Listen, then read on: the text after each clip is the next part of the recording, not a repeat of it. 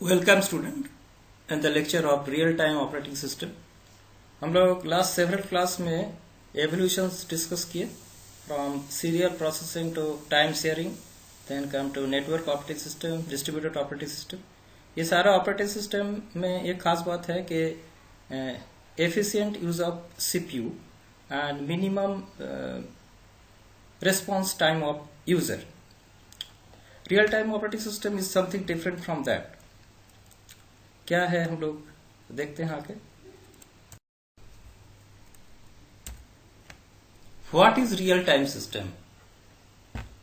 Real time system generally हम लोग use करते हैं इंडस्ट्रीज में या रॉकेट लॉन्चिंग में और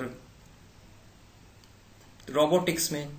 ये सारे जो सिस्टम है इसमें हम लोग रियल टाइम सिस्टम का यूज करते हैं। तो what is real time system? Real time system is quantitative measurement of time measured using a physical clock. जैसे एक एग्जांपल लेते हैं, मान लीजिए कि कोई इंडस्ट्री है, केमिकल इंडस्ट्री, उसमें कुछ केमिकल प्रोसेसिंग हो रहा है और केमिकल प्रोसेसिंग में टेम्परेचर राइज करता है। तो मान लीजिए कि टेम्परेचर अगर 500 डिग्री से ऊपर चला जाएगा तो उसी समय शावर ऑन होगा 100 मिलीसेकंड के अंदर। अगर 100 मिलीसेकंड के अंदर वो शावर ऑन नहीं हुआ तो एक मेजर डिस्ट्रक्शन हो सकता है। आफ्टर सर्टेन इवेंट, अगर बाहर से कुछ इवेंट आता है, मतलब जैसे मान लीजिए कि हीट किया जा रहा है, दैट इज अ इवेंट, और any type of chemical reactions external or any type of physical things, that is a event. If through that if its temperature rise up to 500 degree centigrade, cooling showers is turned on in 100 milliseconds. In conventional operating system, measurement of time is a qualitative, not quantitative, just like before, after, at, etc. हम लोग ऐसा नहीं कहेंगे कि 500 degree होना चाहिए और 100 millisecond होना चाहिए। This is quantitative measure. जैसे एक एग्जांपल लेते हैं। For example, in library information system, books are entered before the issuing of books. जैसे लाइब्रेरी इंफॉर्मेशन सिस्टम में जितने भी इंफॉर्मेशन है about the book are entered by the operator. ये कब होगा? जब इशू करने से पहले होना चाहिए। अब इशू का इसका डेट कोई फिक्स नहीं है। ये एक दिन पहले भी हो सकता है, 2 दिन पहले भी हो सकता है, 1 महीना पहले भी हो सकता है, या 1 साल पहले भी हो सकता है। तो इसमें कोई टाइम का वैसे कोई मेंशन नहीं है, कितना ही देरी में कर लेना है।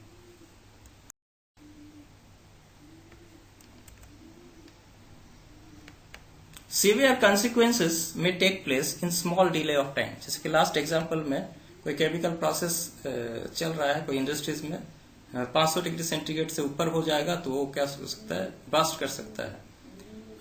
इस तरह का कुछ इवेंट हो भी चुका है हाल में। जैसे स्पेस शटल कोलंबिया, हम यहाँ पे स्पेस शटल का बात कर रहे हैं। जैसे स्पेस शटल जब सरफेस एटमॉस्फेयर में आता है तो उसका टेम्परेचर राइज हो जाता है बहुत ज्यादा। तो उस टेम्परेचर को कंट्रोल करने के लिए रियल टाइम सिस्टम का जरूरत होता है। स्पेस शटल, ये जो 2003 में इसका दुर्घटना हुआ था, ये इसमें हमारे देश के एक बहुत बड़े एस्ट्रोनॉट्स आ रहे थे जिसका नाम था कल्पना चावला। इसके साथ और 7 एस्ट्रोनॉट्स भी मारे जा चुके थे। जब ये अर्थ से 16 मिनट्स की दूरी पे था, उसी समय ये एक्सीडेंट हुआ था। इसका यही कारण था कि जो बॉडी टेम्परेचर है बहुत ज्यादा राइज कर गया था और उसको कंट्रोल नहीं कर सके using some control system.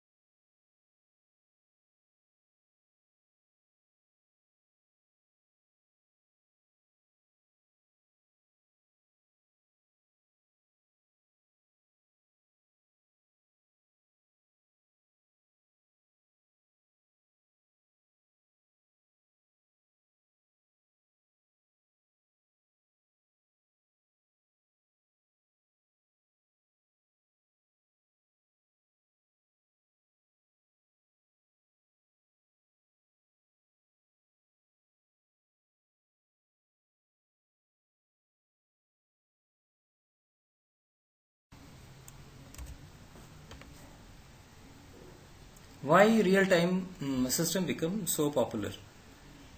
Actually real time systems generally हम लोग जानते हैं कि एक माइक्रो कंट्रोलर बेस्ड सिस्टम होता है। और माइक्रो कंट्रोलर क्या है?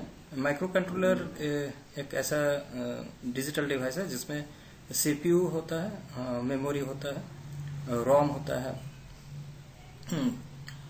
हम लोग माइक्रोप्रोसेसर जानते हैं। माइक्रोप्रोसेसर में 3 बेसिक यूनिट होता है, जैसे कि अरिथमेटिकल लॉजिकल यूनिट, रजिस्टर्स और कंट्रोल यूनिट। लेकिन माइक्रो कंट्रोलर सिस्टम में मेमोरी भी होता है, जो कि इसमें नहीं है माइक्रोप्रोसेसर्स में। इसको और एडवांसमेंट किया गया है माइक्रो कंट्रोलर को। अभी का जो माइक्रो कंट्रोलर है उसमें इंटरनेट फैसिलिटीज भी आता है, जैसे कि रास्पबेरी पाई जो किट है उसमें इंटरनेट फैसिलिटीज प्रोवाइड किया जाता है। तो अब माइक्रो कंट्रोलर सिस्टम को और इन्हांस करके उसको माइक्रो कंप्यूटर बनाया गया है। इसमें माइक्रो कंप्यूटर में वो सारा फैसिलिटीज होता है जो कि एक कंप्यूटर्स में होता है। और इसका कॉस्ट भी धीरे धीरे कम होते जा रहा है। और मल्टीपल प्रोसेसर्स हम लोग माइक्रो कंप्यूटर्स में एम्बेड किया जा सकता है। इसका एक रीजन है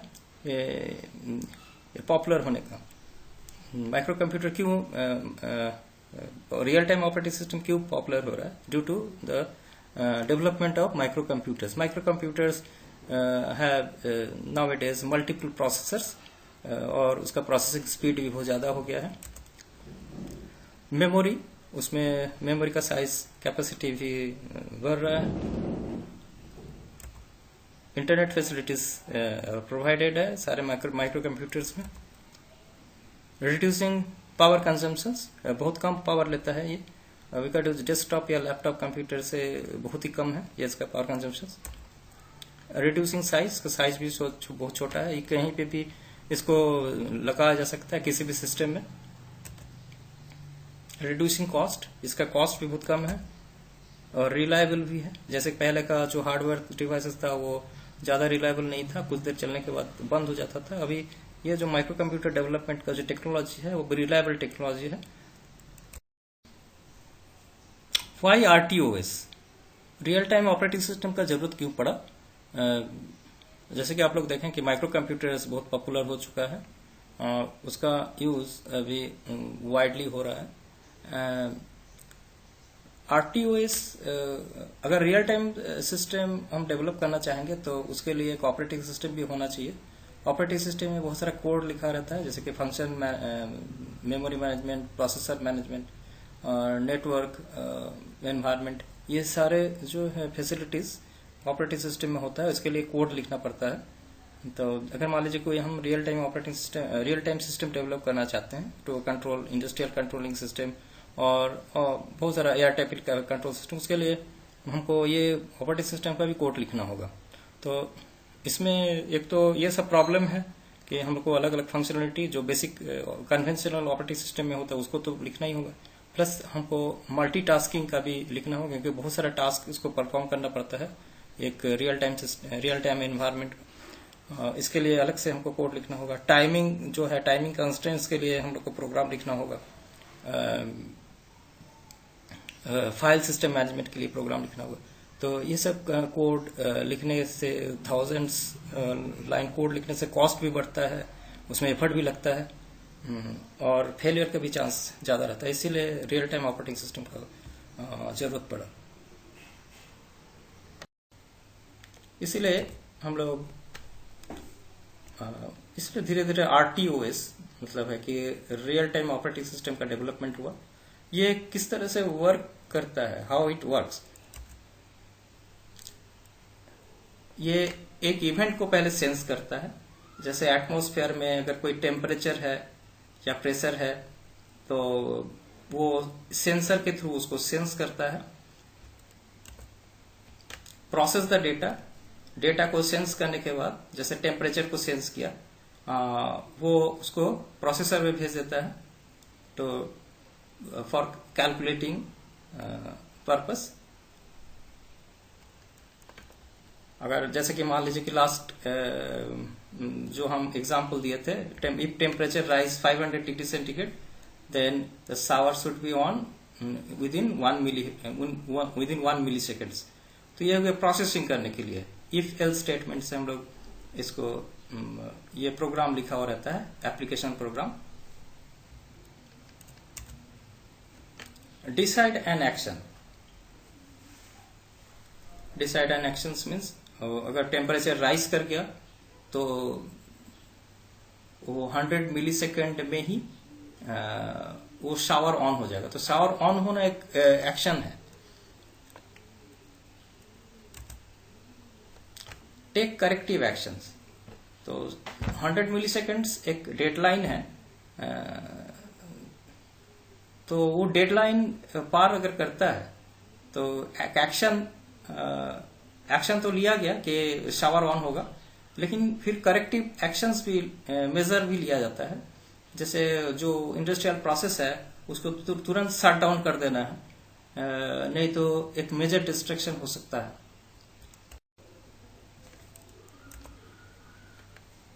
ये रियल टाइम ऑपरेटिंग सिस्टम का पिक्चर देख रहे हैं. इसमें एक सेंसर लगा हुआ है जो कि डेटा को सेंस करेगा और इनपुट इंटरफेस के थ्रू रियल टाइम कंप्यूटर्स में जाके स्टोर होगा. और वहां पे प्रोसेसिंग होने के बाद ह्यूमन कंप्यूटर्स में वो जाएगा. ह्यूमन कंप्यूटर्स मतलब कंप्यूटर्स जनरली जो डेस्कटॉप कंप्यूटर्स हम लोग यूज करते हैं. ये जो input conditioning unit, input interface, real time output interface, output conditioning unit, ये सारे जो है आपका माइक्रो कंप्यूटर्स में आएगा. और real time computers human computers में कैसे इंटरेक्ट करता है, यूजिंग सम पोर्ट. उसमें एक पोर्ट से केबल से ज्वाइंट किया हुआ है. सेंसर्स इवेंट को सेंस करता है और डेटा को प्रोसेस करता है यूजिंग प्रोसेसर. और उसके बाद एक्शन लिया जाता है जो कि एक्चुएटर परफॉर्म करता है. Actuator means to take actions. जो डिवाइस एक्शंस लेता है that is known as actuator. Actuator basically एक मैकेनिकल डिवाइस हो सकता है. ये एक real time example, real time operating system का बेसिक आर्किटेक्चर है.